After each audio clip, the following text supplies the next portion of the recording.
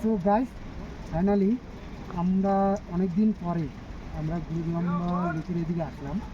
আর কিছু কিছু বন্ধু আছে যে আমার সঙ্গে আসার জন্য নাই করছে না, বলে কি এখন টাকা পয়সা নাই, কী করব, কি হবে, এগুলো নানান ধরনের চিন্তা। আমারও তো অনেক চিন্তা আছে, তোমরা তো জানোই আমার টোটাল হিস্ট্রি, বাড়ি বানানো, দোকান করা, দোকান ভাঙা, অনেক অনেক হিস্ট্রি আছে।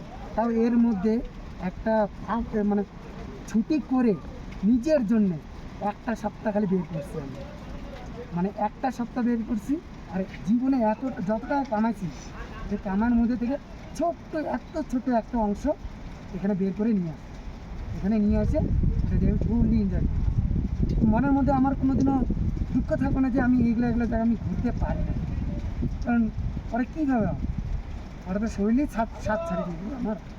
ওই জন্য এখনই যা আছে এখনই আমি ওগুলো করে নিয়ে নিচ্ছি, পরে আর কোনো চিন্তা নাই। কিন্তু ভগবান যদি এমনি যদি আসে আমাকে উঠে নিয়ে যায়, আর চাপ এমনি চলে যায়।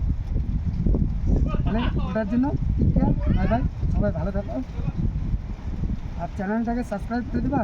আর যদি ভালো লাগে তাহলে ভিডিওটাকে লাইক এবং শেয়ার কমেন্ট করে মানে ভাইটার পাশে থাকবে। আশেপাশে দেখা দেবো, তোমরা ভিউটা চেক করে নাও। এই দিক থেকে ভাইকে বলবো একটু এদিকে চারোদিকের 360 ভিউটা দেখানোর জন্য। ভাই একটু প্লিজ দেখাই দিয়ে দাও ওদেরকে, বন্ধুদেরকে। এই সাইড থেকে দেখাই, এই সাইড থেকে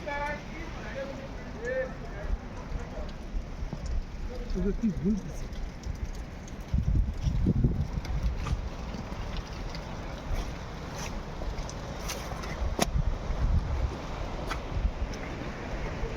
এইভাবে না রে, 360 কাকে বলে? 360 এক জায়গার মধ্যে দাঁড়ায়।